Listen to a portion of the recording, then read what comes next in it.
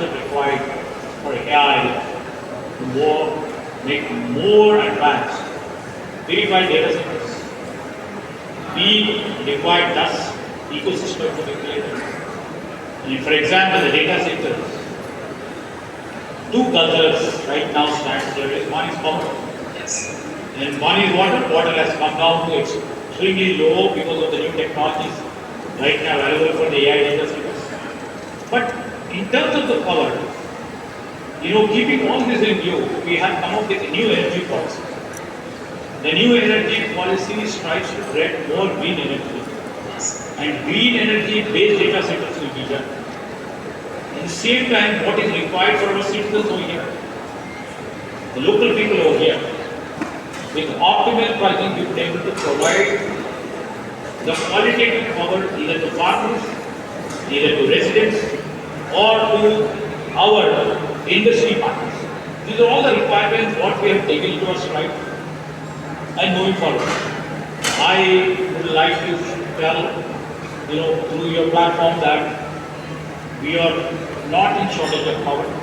We are planning power for the next 2 decades from now, and there will be no shortage of power. And we have 2 big natural rivers flowing across our state. The water will never be a scarce commodity over here, and we are building the projects in such a way which will be catering to our agriculture, to our industry concerns, and to our residential people all over the state. So we have a broad angle. In spite of the shortfall of rain that we are witnessing this year, you are still confident? Hydroelectricity? Yes, that's the real reason. The new energy policy is for to encourage solar energy. And we have given, the first time ever we have given industries open access, where they can produce from Rajasthan, Gujarat, some other states, they can have their power from there. We have given the license for open access, except the wheeling charges. So this is the new dynamic policy what we want. There was always this comparison of Hyderabad with Bangalore, both run by your party right now. Do you expect to do better than Bangalore? Do you expect to compete with Bangalore? Are you competing with other cities right now? Is there a way that Hyderabad can avoid making the mistakes that Bangalore has made? No, we will be learning the strong points what Karnataka is becoming leader by itself. We will be sharing their experiences, how they have built their systems. Even though we have strong ecosystems available over here, because of their entry into IT years, a decade and a half before us, has given them the lead. My good friend who is also the minister on the other side, I keep interacting with him all the time to know the nuances, and he keeps interacting with me. This is a democratic setup where we build each other and country all together. And still we have a competition with us. And I see from here, with this new technology, with cutting edge technologies, with the deep technologies, deep tech, and the talent pool available right over here, I have the greatest hope that we will be outbeating any other state. Any other state, I think.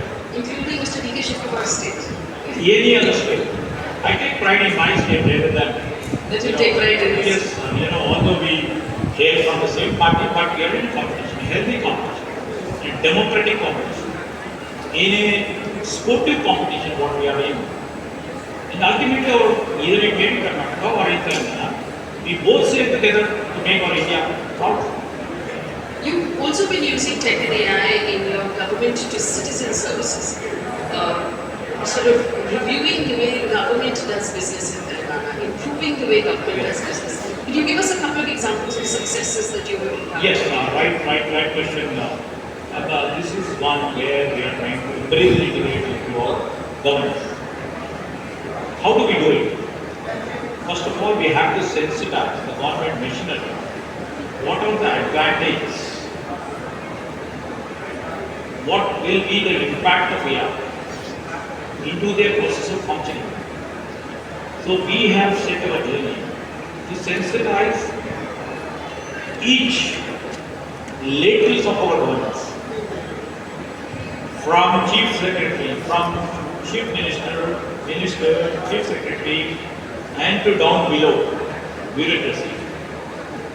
We almost sensitize all our partners in our journey. What will be the impact of AI to the governance? First of all, they need to know what is AI. Everybody speaking AI, and you speak, everybody going at the jargon starts with AI. So how it will be helpful? This is sensitized. And we started the process. They started the process of Chief Secretary, functioning unit is totally AI analyzed, AI enabled, and all his workforce is AI enabled. Second level, no secret, all the departments trying to embrace AI into their streams of function. And they're seeing the dividends. What they could be able to get a solution in 10 days, they are able to get it in an hour. So that's how they are saving their time, energy, resources, and that's how the productivity is also breaking. For example, if I say it is only state for state where we have tried to put in AI in the Department of Agriculture, like we have put in our drone monitoring systems where what farmers can do, what time farmers have to give water, what time the power is made. A simple button, they can be able to do it now, right now. And we have also know that use of technology in agriculture has been using pesticides. To what extent of pesticides they can use? Whatever extent of fertilizer they have to use to get the optimal production. So you just think the farmer trying to learn about the AI and how to use it when there is shortage of the resources, related to farm labor, or it may be sometimes the energy consumption what is key sometimes. So this is how technology is helpful.